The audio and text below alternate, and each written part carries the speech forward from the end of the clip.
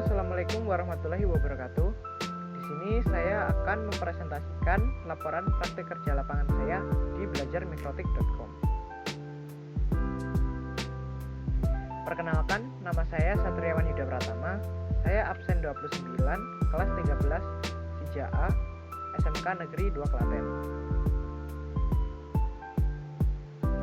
Untuk daftar isi, yang pertama adalah pendahuluan, yang kedua keadaan umum perusahaan, yang ketiga kegiatan selama saya PKL, yang keempat kesimpulan dan saran. Pendahuluan. Poin yang pertama adalah latar belakang. PKL atau praktek kerja lapangan adalah sebuah bagian dari pembelajaran yang wajib dilakukan oleh siswa sekolah menengah kejuruan atau SMK dengan menerjunkan para siswanya ke industri. PKL umumnya bertujuan untuk memberikan pengalaman kerja secara langsung dan memenuhi hal-hal yang belum terpenuhi di sekolahan. Dasar hukum PKL. Sebenarnya ada banyak dasar hukumnya. Di sini saya hanya mengambil beberapa saja. Yang pertama, Undang-Undang Nomor 20 Tahun 2003 tentang Sistem Pendidikan Nasional. Yang kedua, Peraturan Pemerintah Republik Indonesia Nomor 41 Tahun 2015 tentang Pembangunan Sumber Daya Industri. Yang ketiga, Peraturan Menteri Tenaga Kerja Nomor 36 Tahun 2016 tentang penyelenggaraan pemagangan di dalam negeri. Yang keempat, Peraturan Menteri Pendidikan dan Kebudayaan Nomor 20 Tahun 2016 tentang standar kompetensi lulusan pendidikan menengah kejuruan. Tujuan PKL. Yang pertama, memberikan pengalaman kerja secara langsung kepada siswa. Yang kedua, menanamkan etos kerja yang tinggi pada siswa agar dapat memasuki dunia kerja dan menghadapi tuntutan pasar kerja global.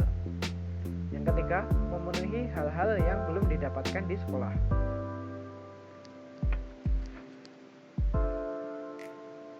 Manfaat PKL bagi siswa. Yang pertama, mendapatkan keterampilan baru. Yang kedua, mampu mengasah keterampilan yang didapat. Yang ketiga, mendapat pengalaman kerja secara langsung. Yang keempat, dapat mengaplikasikan ilmu yang didapatkan di sekolahan. Yang kelima, menambah wawasan tentang dunia kerja. Bagi sekolah, terjalinnya kerjasama yang menguntungkan antara perusahaan dan sekolahan, dan meningkatkan kualitas lulusan melalui hasil dari PKL. Bagi perusahaan, yang pertama, mendapatkan calon pekerja sesuai dengan kebutuhan perusahaan.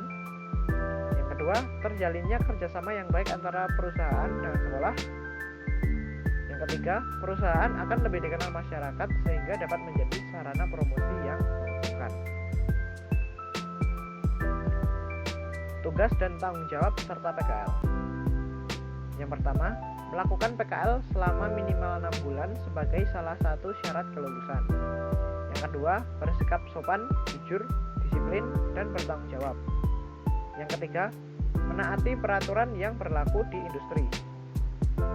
Keempat, menjaga dan memelihara semua fasilitas yang ada di lingkungan industri dengan baik dan hati-hati. Yang kelima, mematuhi instruksi yang diberikan oleh pembimbing sekolah maupun pembimbing industri.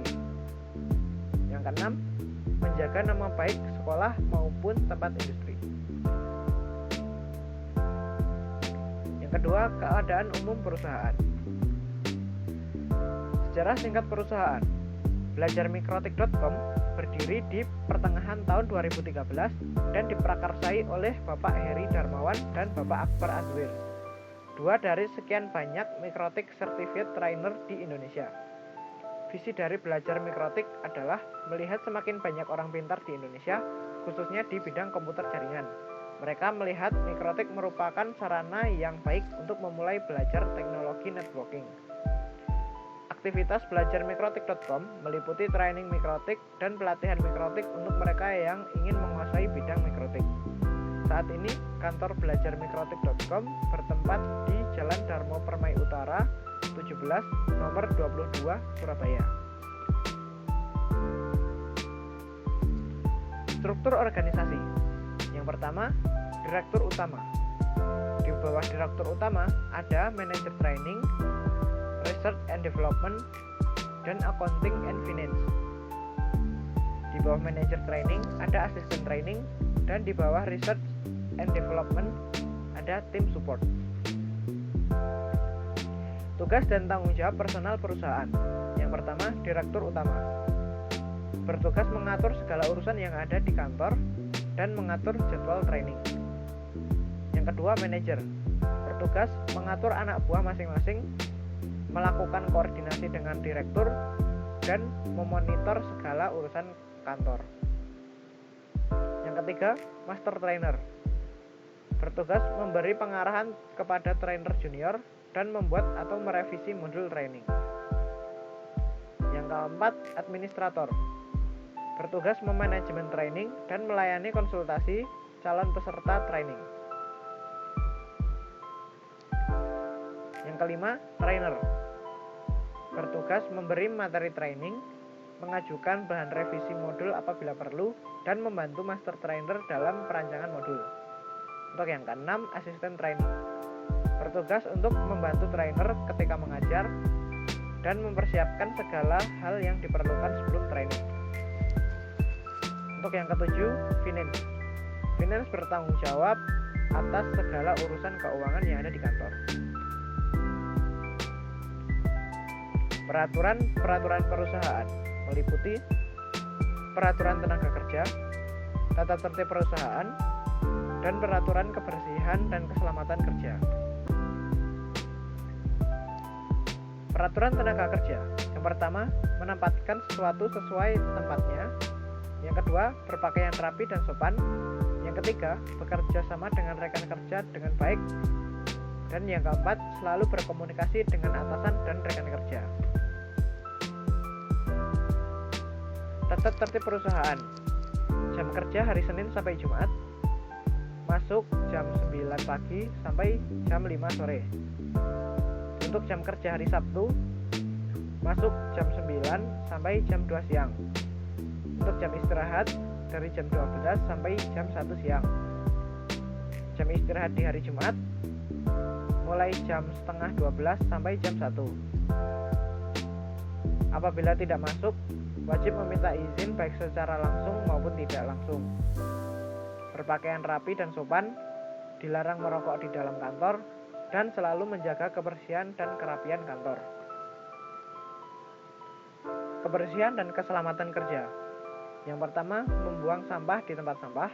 Yang kedua, mencuci peralatan makan setelah digunakan. Yang ketiga, bekerja sesuai dengan standar operasional prosedur atau SOP yang berlaku. 3. Kegiatan selama saya PKL di belajarmikrotik.com. Yang pertama, mengupload modul ke website training. Yang kedua, melakukan revisi modul pada website yang digunakan untuk training. Yang ketiga, membuat modul pembelajaran untuk training. Yang keempat, membuat soal untuk menguji pemahaman peserta training. Yang kelima, pembuatan video tentang materi MTCNA dan diupload ke website training. Video ini digunakan untuk mempermudah peserta training dalam memahami materi yang disampaikan. Yang keenam, proyek penarikan kabel FO dan kabel UTP di PT Butuan Integra Indonesia.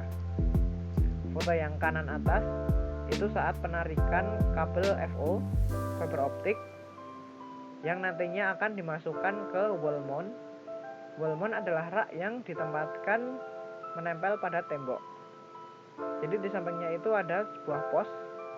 Nah, di dalam pos itu ada wall mount dan kita menarik kabel dari ujung pagar itu sampai ke wall mount yang ada di dalam pos. Untuk foto yang ada di kiri bawah dan kanan bawah itu merupakan penarikan kabel UTP yang digunakan untuk pemasangan CCTV. Untuk proyek yang selanjutnya adalah troubleshooting mikrotik di PT Agrindo. Di sini kita melakukan troubleshooting jaringan WiFi yang tidak dapat mengakses internet.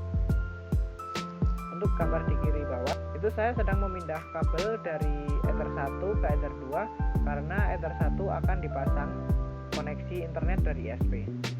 Untuk gambar yang ada di kanan atas, itu kita sedang melakukan troubleshooting, lihat apakah ada konfigurasi yang salah atau tidak. Kesesuaian kompetensi.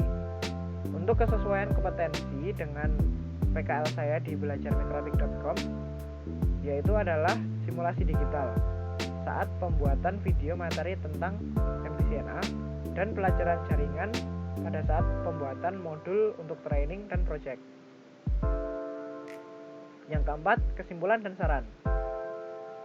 Untuk kesimpulan, praktek kerja lapangan atau PKL merupakan kegiatan yang wajib dilakukan oleh siswa sekolah menengah kejuruan atau SMK sebagai sarana untuk mengukur sejauh mana kemampuan siswa dan menambah pengalaman serta pengetahuan tentang dunia industri.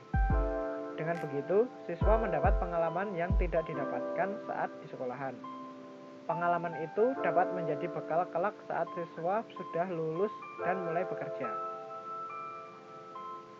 Saran untuk sekolah adalah lebih memperbanyak relasi atau kerjasama dengan berbagai perusahaan sehingga dapat memudahkan para siswa untuk menemukan tempat magang yang cocok atau sesuai dengan bidang atau keterampilan siswa.